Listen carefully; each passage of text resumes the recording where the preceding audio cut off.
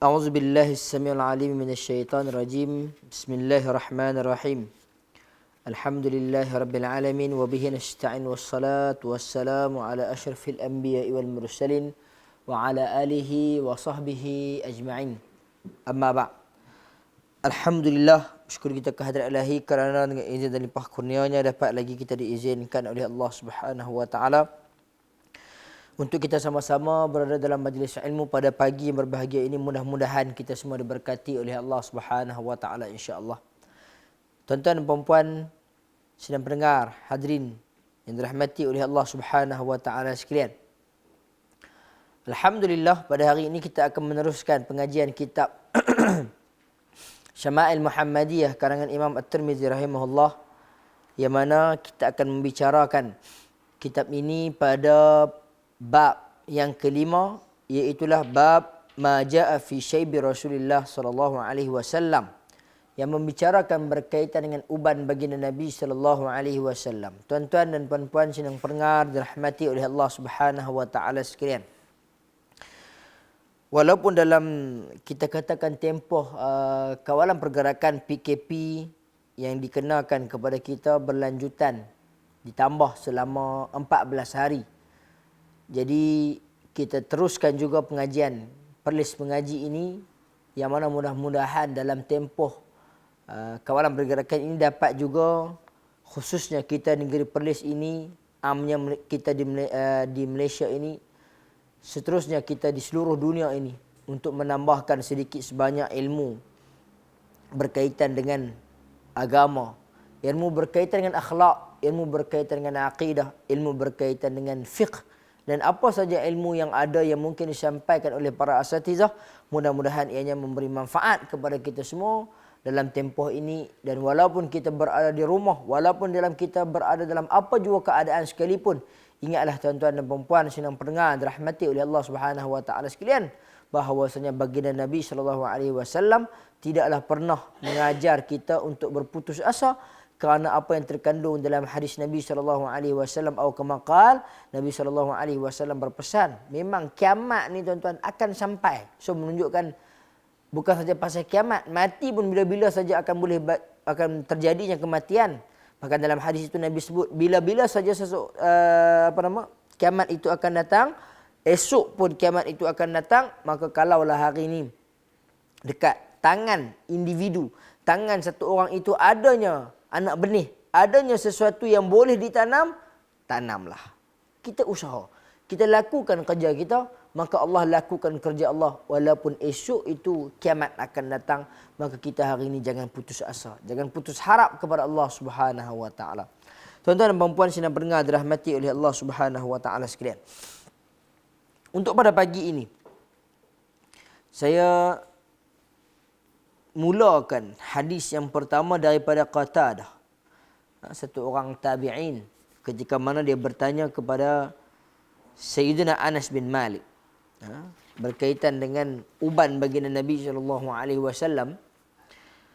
Anas tanya kepada Qatadah bertanya kepada Anas bin Malik, hal khadaba Rasulullah sallallahu alaihi wasallam? Qala lam yablugh dhalik, innama kana syai'an fi sudughihi, walakin Abu Bakar radhiyallahu anhu khadaba bil hina wal katam. Hadis yang pertama ni iaitulah daripada Anas bin Malik, ketika mana dia ditanya oleh Qatadah, adakah Nabi sallallahu alaihi wasallam mewarnakan ubannya? Anas bin Malik jawab, baginda Nabi sallallahu alaihi wasallam tak sampai lam yablugh zalik, tak sampai kepada tahap yang memerlukan dia untuk nak mewarnakan rambut, iaitulah untuk nak mengubah uban, nak kata tak perlulah untuk nak mewarnakan rambut, pasal sikit sangat. Iaitulah innama kana syai'an fi sudughi, sesungguhnya uban Nabi ni sikit ni ada tamana, ada dekat sudughi, kedua pelipis, ataupun kita panggil ni tuan-tuan, bahasa Melayu kita panggil dia apa? Bahasa Melayu tapi sebut bahasa ini. Bahasa Melayu kita panggil dia sideburn. Kita tak, saya pun tak tahu. Sebab memang lahir-lahir Sebab memang daripada kecil duk pi gunting rambut di kedai ni, tepi ni orang panggil sideburn. Jadi Anas bin Malik ni pun dia habaq kata Nabi ni nak kata uban ada sikit ni tahu mana? Kat sideburn. Jadi tak perlulah sangat tak sampai kepada keperluan macam wajibnya, pentingnya untuk Nabi nak tutup uban dia. Sebab apa? Sebab sikit sangat. Dia nak habaq lagu tu lah. Walakin Abu Bakrin radhiyallahu anhu khadab bil hina wal katam. Akan tetapi Abu Bakar pernah mewarnakan ubannya dengan hina dan juga katam. Tuan-tuan, hina dan katam. Jadi kita nak bagi tahu bahawasanya hina dan katmu ini adalah bahan yang digunakan oleh pada zaman baginda Nabi SAW untuk mewarnakan rambut. Sama ada hitam ataupun kemerah-merahan. Dikatakan henna ni dia sedikit, bukanlah kata kemerah-merahan. Maksud dia macam oren pi ke merah. Macam warna-warna inai tu. Kalau yang pekat tu dia pi jadi merah. Kalau yang cayak sikit pun dia jadi oren-oren kuning. Okay. Ada pun berkaitan dengan katmu ini dikatakan katam ini color dia color hitam sikit lah. Okay. Tuan-tuan dan puan sidang pendengar dirahmati oleh Allah Subhanahu Wa Taala sekalian. Jadi kalau kita ingat balik hadis yang menceritakan daripada Anas bin Malik juga ada bagi tahu bahawasanya uban Nabi SAW pun tak sampai 20. Sebelum ni kita ada bacakan, bahkan dalam kitab ini diceritakan pada hadis yang kedua, iaitu Sayyidina Anas bin Malik kata ma'adattu fi ra'si Rasulullah SAW wa lahiyatihi, tidaklah aku bilang, tidaklah sampai kepada rambut dan juga jambang baginda Nabi SAW adat ataupun angka jumlah sebanyak 20 helai rambut yang berwarna putih. Jadi nampak macam kepada baginda Nabi SAW tak perlu. Jadi macam dalam hadis yang riwayatkan oleh Imam Al-Bukhari juga Muslim, yang pertama tu Sayyidina Anas seakan-akan menafikan apa yang berlaku kepada baginda Nabi SAW. Dalam hadis yang telah pun diriwayatkan oleh Jabir bin Samurah, dia berkata berkaitan dengan uban baginda Nabi SAW, kana idza dahna ra'sahu lam yura minhu syai' wa idza lam yaddahin ru'ya minhu. Iaitulah dikatakan dalam hadis Imam Muslim juga daripada Jabir bin Samurah, apabila Nabi SAW memakai minyak di rambutnya, maka waktu tu uban Nabi tak nampak terus. Sebab apa? Sebab dia mungkin merlik dengan minyak, bersinar dengan minyaknya kerana rambut dah mula melekat dengan rambut dia. Waktu ni uban Nabi tak nampak dah. Uban Nabi dah tak perasan. Tuan-tuan, jemput minum dulu pasal pagi ni pun orang buat ayak kat saya, rasa santai sikitlah pagi ni. Bukan pagi lain tu tak santai, pagi lain santai agak, tapi pagi ni masuk tu tak ada nak duduk lagi, orang offer ayak dah, ni rezeki. Tuan-tuan, jadi kita katakan apa yang nak diberitahu oleh Anas bin Malik, apa yang nak diberitahu oleh Jabir bin Samurah, maka perkara ini seakan-akan nampak bahawasanya macam Nabi ni dia tak perlu untuk mewarnakan rambut. Ataupun kalaulah Nabi dah pakai minyak rambut, uban Nabi pun dah ditutupi oleh minyak tersebut apabila Nabi SAW memakai minyak. Dalam hadis daripada Abdullah bin Umar, anak kepada Sayyidina Umar, dia berkata, innama kana syaibu Rasulullah SAW nahwan min 20 sya'rata bayda. Sesungguhnya rambut baginda Nabi SAW ini, uban yang dah bertukar daripada rambut tu, bukan color bertukar jadi uban ni lebih kurang 20 ya. So banyak riwayat menceritakan akan perkara yang sedemikian. Sebelum ni pun kita dah banyak baca. Dan juga begitulah daripada Abdullah bin Abbas, dia menyatakan qala Abu Bakr radhiyallahu anhu, ya Rasulullah, qad shibta. Qala shayyabatni Hudun wal Waqi'ah wal Mursalat wa amma yatasaalun wa idza asy-syamsu kuwirat. Dikatakan oleh Abu Bakar, dia bertanya kepada baginda Nabi SAW, ya Rasulullah, kamu ni nampak lagu beruban dah ni. Qad shibta, nampak ada uban. Qala shayyabatni Hud. Maka Nabi pun kata, yang telah memberikan aku ini uban, iaitulah surah Hud. surah Al-Waqi'ah, surah Al-Mursalat, surah Amma Yatasa'alun. Amma Yatasa'alun surah apa tuan? Surah An-Naba. Orang panggil kepala awal kepada surah, maafkan saya, bukan surah, awal kepada juzuk Amma, juzuk yang ke-30. Wa iza syamsu kuwirat, surah apa nama? Surah yang disebutkan oleh baginda Nabi SAW ini menunjukkan kepada kita apa yang nak dimaksudkan oleh baginda Nabi. Ini adalah surah-surah yang berat, surah-surah yang menceritakan pasal akhir zaman, surah-surah yang menceritakan pasal azab api neraka, surah-surah yang menceritakan pasal kepedihan azab di dalam neraka, teruknya balasan dan sebagainya, menyebabkan Nabi banyak berfikir. Nabi takut akan azab siksaan Allah Subhanahu wa taala. Nabi nak mendekatkan diri kepada Allah Subhanahu wa taala. Jadi ayat-ayat daripada surah-surah ni menunjukkan risaunya baginda Nabi SAW. Maka sebab itulah di akhir-akhir hayat Nabi, ayat-ayat daripada surah ni Nabi banyak berfikir, dan kemudiannya Nabi menjadi beruban sikit. Tuan-tuan dan puan-puan sidang pendengar dirahmati oleh Allah Subhanahu wa taala sekalian. Dan begitulah juga dalam riwayat yang seterusnya daripada Abu Juhaifah juga melaporkan akan perkara yang sama. Tuan-tuan dan puan-puan sidang pendengar dirahmati oleh Allah Subhanahu wa taala sekalian. Kita lihat hadis yang seterusnya daripada Abu Rimthah At-Taimi. Dia berkata, ataitu Nabi sallallahu alaihi wasallam wa ma'iya ibnun li qala fa uraituhu fa qultu falamma ra'aituhu hadha an-nabiyullah wa alaihi sawbani akhdaran wa lahu sya'run wa qad alahu syayb wa syaybuhu ahmar. Dikatakan dalam hadis yang telah pun diriwayatkan oleh Abu Daud, juga Imam At-Tirmizi. Bahkan Imam At-Tirmizi menyatakan bahawasanya hadis ini hasan gharib. Hadisnya sahih, baik, hasan darjat dia. Tetapi dikatakan dia sedikit gharib, dia sedikit macam ada kelainan sikit. Kata Abu Rimthah At-Taimi, aku pernah pergi bertemu dengan baginda Nabi SAW bersama dengan seorang daripada anakku. Aku pun tunjuk anak aku ni dekat Nabi SAW.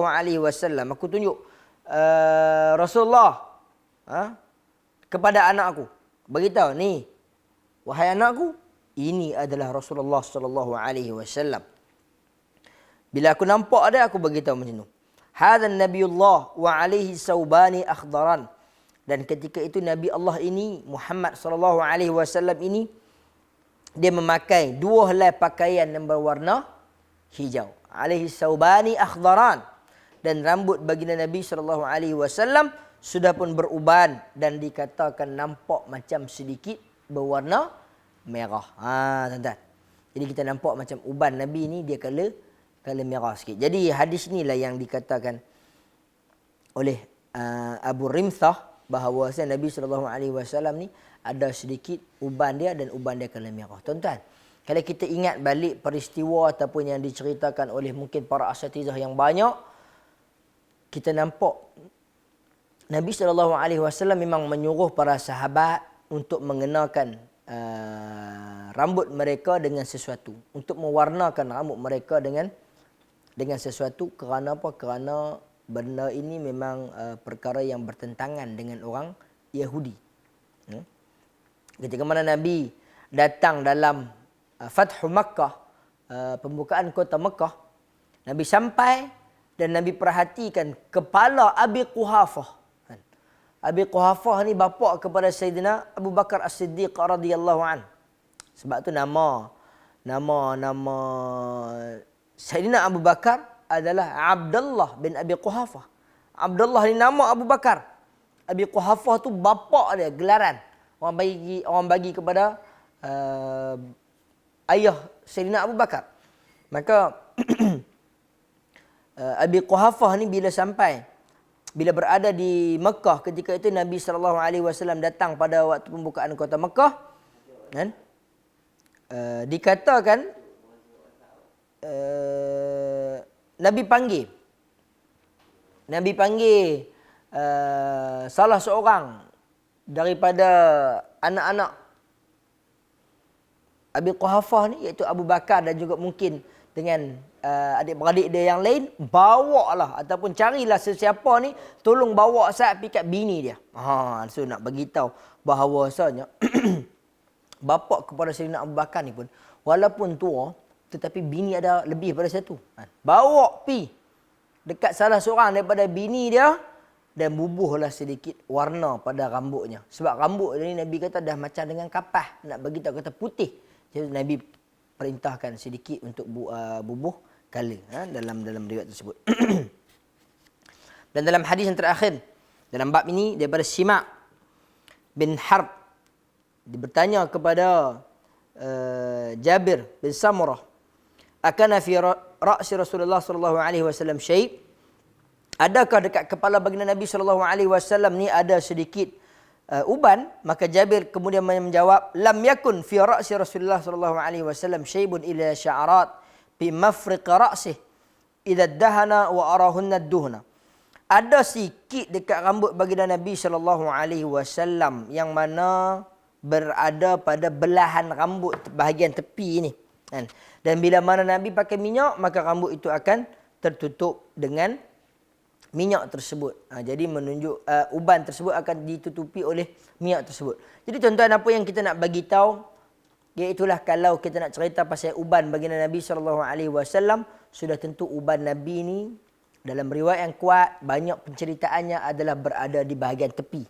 Kerana dikatakan ada pada bahagian pelipis, ada bahagian sideburn, pada bahagian rambut Nabi bila dibelah tengah, dikatakan berada di bahagian tepi.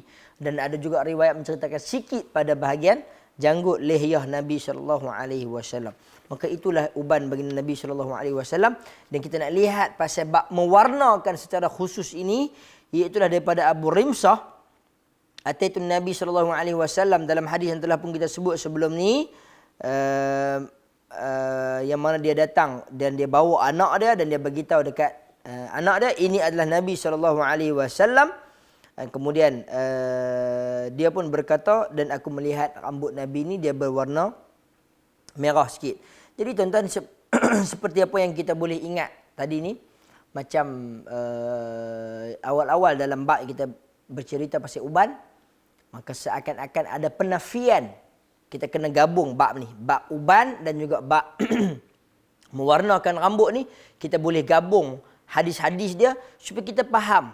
Walaupun hadis yang menceritakan secara khusus pasal uban Nabi diwarnakan, iaitulah bab mewarnakan rambut ni, bab seterusnya ni bab fi khidab Rasulullah sallallahu alaihi wasallam, bab mewarnakan rambut, menyemir rambut ni. Kita boleh ambil juga hadis dalam bab yang sebelumnya, iaitulah bab yang menceritakan pasal uban. Kerana Sayyidina Anas bin Malik, dia menjawab secara umum, Nabi ni seakan-akan tak perlu untuk dia mewarnakan rambut dia. Kerana apa? Sikit sangat. So menunjukkan jumlah uban tu sikit sampai tak perlu untuk nak mewarnakan rambut.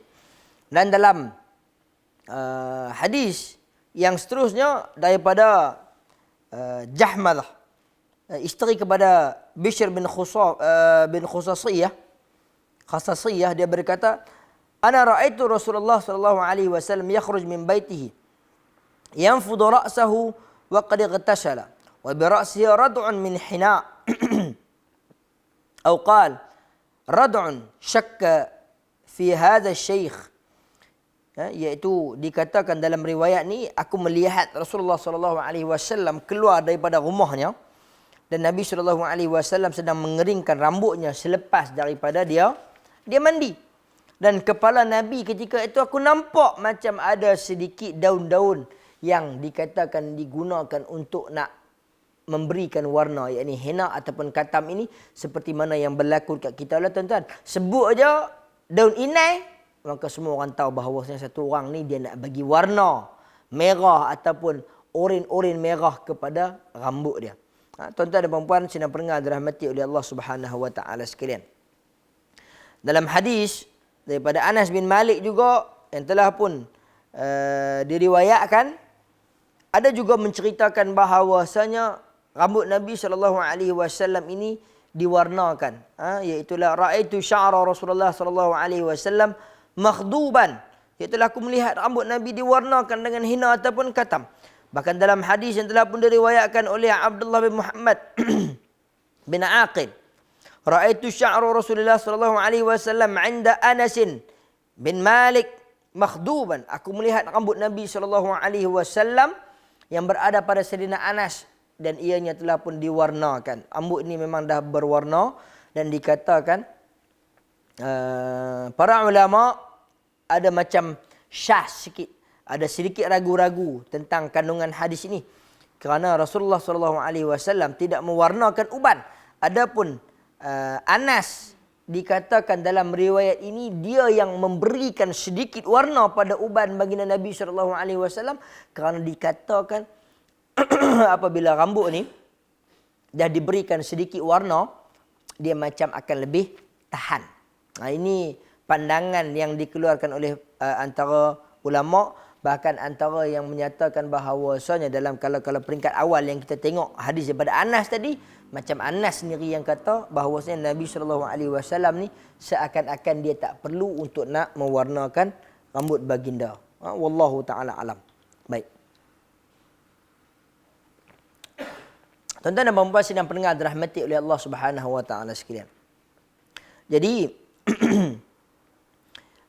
kita boleh kata bahawasanya macam ada penafian daripada Anas bin Malik, walaupun memang macam ada asar daripada tinggalan kisah-kisah yang menunjukkan bahawasanya Nabi SAW ada membenarkan untuk mewarnakan rambut. Adapun Nabi sendiri yang mewarnakan rambut ni, dia macam ada perbincangan sikit, walaupun ada juga yang menceritakan akan peristiwa, akan perkara yang sedemikian. Adapun Sayyidina Umar, dia memang mewarnakan uban dia kerana perintah daripada Nabi SAW. Bahkan Sayyidina Umar ni dikatakan juga dalam riwayat, rambut dia sedikit botak daripada bahagian tengah sampai ke dahi ni. Dalam riwayat juga menceritakan Nabi membenarkan kepada para sahabat untuk nak mewarnakan rambut mereka ketika mana nak perang. Bahkan tak perang pun Nabi benarkan. Perang ni sebab apa tuan? Sebab nak bagi nampak lagi berwibawa, nak bagi nampak lagi kata-kata kuat, kata muda. Kita risau bukan apa, orang lain yang bukan Islam datang berperang dengan orang Islam ni, tengok-tengok tu dia pok-pok ni rambut putih-putih belakang ni, tu set-set tua belakang dah. Kita boleh makan dia ni. Awal persepsi lagi orang nak nampak Islam ni cerai. Jadi bukan nak kata Islam itu dipandang hanya semata-mata pada rambut, tetapi ini bahagian daripada taktik sikitlah. Islam ni memang sepenuhnya diberi kemenangan, diberi pengawasan, diberi penjagaan dan kekuatan oleh Allah Subhanahu wa taala. Tetapi kita kata strategi itu Nabi pun nak bagi nampak gagah sikit. Baik. Tuan-tuan dan puan-puan sidang pendengar dirahmati oleh Allah Subhanahu wa taala sekalian. Adapun dalam kitab fiqh, kalau kita tengok antara fiqh sunnah, bulughul maram dan sebagainya, dikatakan oleh para sahabat, kami ni waktu muda, waktu gigi masih lagi banyak, gigi masih lagi kuat dan sebagainya, kami menggunakan, kami mewarnakan rambut kami dengan inai ataupun sesuatu yang berwarna hitam. Pasal apa? Orang muda mustahil rambut dia putih kebiasaannya. Tetapi bila kami ni dah tua, rambut dah memang warna putih, maka kami tidak lagi mewarnakan uban kami dengan berwarna putih, tapi kami mewarnakannya dengan berwarna merah. Sebab apa tuan-tuan? Sebab tak maulah ada unsur-unsur macam sedikit tadlis, penipuan. Tengok orang ni umur 70, orang kata, "Ui, cantik lah rambut dia, rambut kalau hitam, pandai dia jaga." Tak, tapi dia bubuh. Inai dia warna merah supaya orang tahu logiknya satu orang yang tua ni rambut dia dah color putih, tapi tengok dia ni rambut color merah. So menunjukkan apa? Oh, dia ni dia bubuh color sikit. Tapi kalau bubuh color hitam, dia mungkin datangnya unsur tadlis. Bukan kita nak kata untuk orang muda boleh buat tadlis, tapi kita nak bagi tahu bahawasanya untuk orang muda ni asal rambut mereka memang hitam. Dan seterusnya saya nak masuk sikit bab celak mata baginda Nabi SAW yang menceritakan berkaitan dengan batu ismit, yang mungkin tuan-tuan pernah dengar hadis daripada Jabir bin Abdullah. Dia meriwayatkan bahwasanya baginda Nabi SAW berkata, "Alaikum bil ismit 'inda an-naum fa innahu yajlul basar wa yumbitu sya'r." Hendaklah kamu bercelak dengan batu celak yang ismit, iaitu batu ismit ni dikatakan dia ni batu celak yang berwarna hitam yang berasal daripada negeri Yaman. Macam kita kata kayu sugi lah. Kayu sugi yang Nabi guna ni, tuan-tuan ambil lah kayu-kayu mana pun. Kalau tuan-tuan berpandangan, bersugi menggunakan kayu ini adalah sunnah. Bukan saja kalau tuan-tuan maksud bersugi ni adalah sudah tentu gosok gigi. Pada zaman Nabi tak ada lagi ubat gigi. Maka kita tak boleh nak kata dekat orang yang gosok gigi, menggunakan berus gigi dan menggunakan ubat gigi, anta bid'ah ni, apa duk pakai benda-benda ni. Tak boleh. Maqasid dia, tujuan dia adalah untuk qasd adalah membersihkan gigi, mewangikan mulut dan sebagainya. Wasilah menggunakan benda-benda ni. Adapun yang terbaik, sudah tentulah kita menggunakan kayu siwak. Dan kayu siwak yang terbaik, Nabi kata iaitulah siwak yang berada di Hijaz, di tanah-tanah Arab tu. Jadi tuan-tuan, saya nak tekan dengan dekat tuan-tuan, iaitulah batu ismit ni dikatakan dalam riwayat berada di Yaman. Selain daripada yang tu pun tak apalah nak ambil batu tang mana-mana pun. Asalnya point dia adalah nak bagi nampak mata tu hitam sikit, nak bagi nampak cantik. Dan dikatakan oleh baginda Nabi SAW, dia juga akan menjernihkan penglihatan kita dan menumbuhkan bulu mata. Ni orang perempuan nak bagi bulu mata panjang, lentik, apa semua ni. Jadi kalau kata pendek, mustahil lentik. Jadi kena panjang baru boleh lentik. Jadi cara nak bagi panjang macam mana? Sebelum tidur, Nabi kata bubuh dulu. Celak pada mata. Dia akan mencantikkan mata kita dan juga penglihatan. Bahkan dia akan menumbuhkan bulu mata. Hadis sahih riwayat Imam At-Tirmizi. Dan daripada Ibn Abbas juga menyatakan bahawasanya inna khairul akhalikum al-ithmit yajul basar wa yanbitu sya'ar. Sesungguhnya sebaik-baik celak mata bagi kalian adalah celak mata daripada batu celak al-ithmit tersebut. Seperti yang saya katakan tadi, sebaik-baik. Kalau tak ada yang tu, tuan-tuan beli kat Indon ke, beli kat Filipin ke, beli Singapura ke, beli dekat Malaysia ke, daripada batu daripada gua Musang ke, daripada gua Sami ke, ada jumpa dia batu, pakai. Yang penting color dia hitam. Kalau dengar kata pergi jumpa orang buat kajian, dia kata, oh batu ni cantik, boleh bagi, pakai. Dia capai apa yang tujuan nak diberikan oleh baginda Nabi SAW. Baik tuan-tuan dan puan-puan, dimuliakan oleh Allah Subhanahu Wa Taala sekalian, secara tak langsung saya sebut sekali lalu laju-laju pada pagi ni, kita dah pun ambil 3 bab, iaitu bab yang pertama uban baginda Nabi SAW, yang kedua Nabi mewarnakan ubannya ataupun rambutnya ataupun tidak. Dalam riwayat kita nampak macam tidaklah Nabi SAW mewarnakan, adapun Nabi memerintahkan, walaupun ada sedikit asar cerita yang menunjukkan bahawa Nabi SAW juga mewarnakan. Dan pada bab yang ketiga pada pagi ini telah kita cerita pasal celak mata yang digunakan, yang diperintahkan oleh baginda Nabi untuk memakai celak sebelum tidur. Jadi tuan-tuan dan puan-puan, sidang pendengar dirahmati oleh Allah Subhanahu Wa Taala sekalian, apa yang kita boleh jawab sikit pada pagi ini, iaitulah secara khususnya, kalaulah ada satu orang yang dia kata dia bermimpi berjumpa dengan baginda Nabi SAW. Dia bermimpi melihat keindahan rupa baginda Nabi SAW. Dia nak kata hebat, ya Allah, cantiknya Nabi, tampannya, dadanya, bidang, besar, elok dan sebagainya. Ciri-ciri fizikal baginda Nabi SAW. Tiba-tiba dia kata, aku lihat janggut dia putih, rasa sejuk, tengok. Bukan. Kerana Nabi SAW, rambut Nabi, janggut Nabi, kalau satu orang tu kata putih, so bila sebut putih, apa kita faham? Kita nampak daripada jauh janggut dia putih, kita nampak daripada jauh rambut dia putih. Maka Nabi SAW tak sampai kepada tara tu, tuan-tuan. Kerana apa yang kita boleh habaq, jumlah 20 ni sikit sangat kalau nak dibilang dengan kuantiti rambut yang berada pada kepala kita, pada sideburn kita, pada janggut kita. Anas bin Malik, Jabir bin Samurah, banyak lagi sahabat yang menceritakan bahawasanya rambut Nabi, janggut Nabi, misai Nabi dan sebagainya, semua sideburn ke apa ke, dikatakan tak sampai pun dalam jumlah 20 helai rambut yang berwarna putih. Jadi tuan-tuan dan puan, walaupun kita satu orang yang baik, walaupun kita satu orang yang mungkin dikatakan wali, walaupun kita berguru dengan satu orang yang saleh betul-betul, berdampingan dengan Allah, sentiasa bermunajat kepada Allah dan sebagainya, jadi kita tak boleh nak nafikan walaupun dia bermimpi berjumpa dengan Nabi, berjumpa dengan Tok Syekh dan sebagainya, Kalaulah dia berjumpa dengan Nabi sekalipun, maka pastikan apa yang dia mimpi itu betul-betul ciri baginda Nabi SAW yang telah pun diterangkan oleh para sahabat kepada kita, kerana para sahabat sahaja yang satu-satunya melihat Nabi SAW.